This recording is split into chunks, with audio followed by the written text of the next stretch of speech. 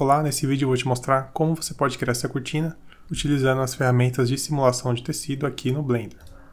Para fazer a cortina, eu vou clicar em Shift A e adicionar um plano. Vou colocar esse plano no meio. Também vou rotacionar em 90 graus para ele ficar de frente para mim. Em seguida tenho que adicionar mais vértices aqui dentro. Então eu vou subdividir. Posso abrir esse menu com a tecla W ou clicando no botão direito do mouse. Subdivide. Quanto mais cortes, melhor. Vou colocar 100. E agora tem bastante densidade de geometria para trabalhar na cortina. Então aqui eu vou clicar na opção de física, adicionar um cloth. E agora estou simulando tecido. O objeto ele some da tela porque eu estou num frame 53. A simulação de tecido ocorre desde o frame 0. Então no frame 0 ela estava aqui. Imagina que ela estava aqui. E conforme os frames foram avançando, a ação da gravidade foi levando esse objeto para baixo e ele se encontra lá para baixo. Então eu vou voltar o meu frame para 0 e aqui está ele de volta. Se eu clicar na barra de espaço, ele começa a cair. Então para fazer as dobras do tecido, eu vou ensinar um método bem antigo, mas não é porque é antigo que não funciona. Na verdade ele vai fazer a maior parte do trabalho para a gente.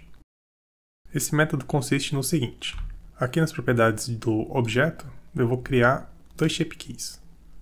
O primeiro é o shape básico, ele salva o formato da malha original, e o segundo shape key é uma versão modificada do formato original. Imagine isso aqui como duas fotos, onde a primeira foto é o objeto nesse formato, e se eu fizer alguma modificação no objeto nesse segundo shape key, vou fazer isso aqui, por exemplo. Então aquela modificação ficou salva nessa segunda foto, enquanto que a primeira continua a original. Essa modificação que eu fiz ainda não é aparente, porque esse número 0 aqui define o valor dessa foto. É um valor que determina a influência desse shape key no shape base. Então conforme eu vou adicionando valores aqui até chegar em 1, eu tenho exatamente aquela modificação. Graças ao shape key eu tenho esse slider onde eu posso ir de 0 a 1 e fazer uma animação do shape key. Mas não é essa a animação que eu quero fazer. Então eu vou excluir e criar mais uma.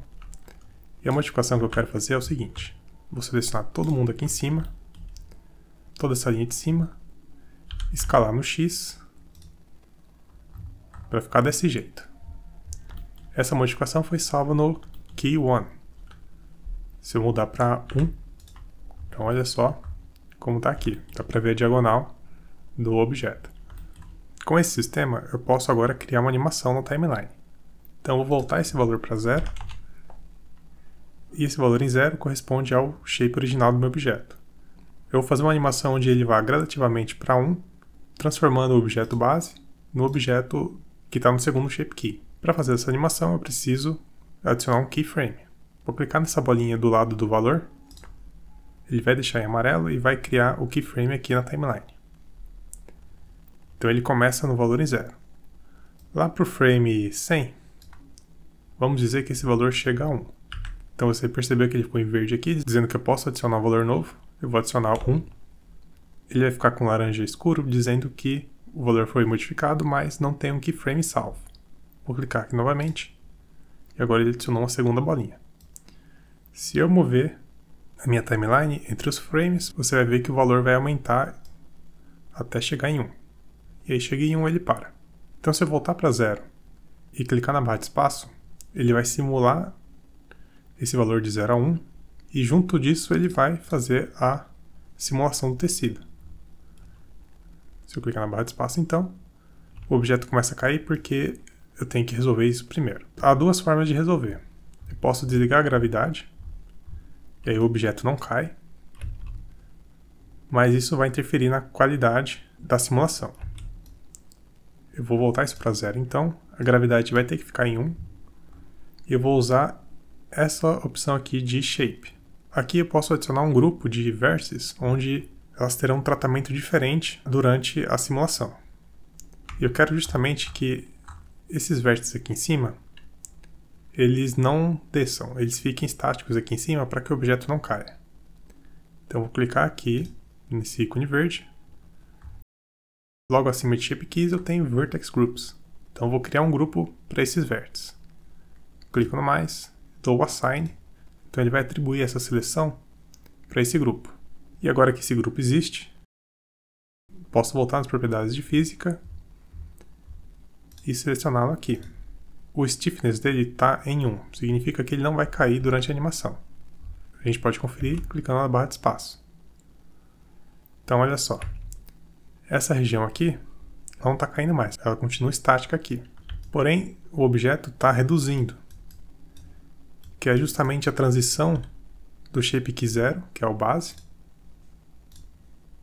para o Shape Key 1, que é aquele que eles ficam bem pequenos aqui. Então, gradativamente, o objeto ele vai encolher, e aí eu estou formando essas curvas, que são as curvas da cortina.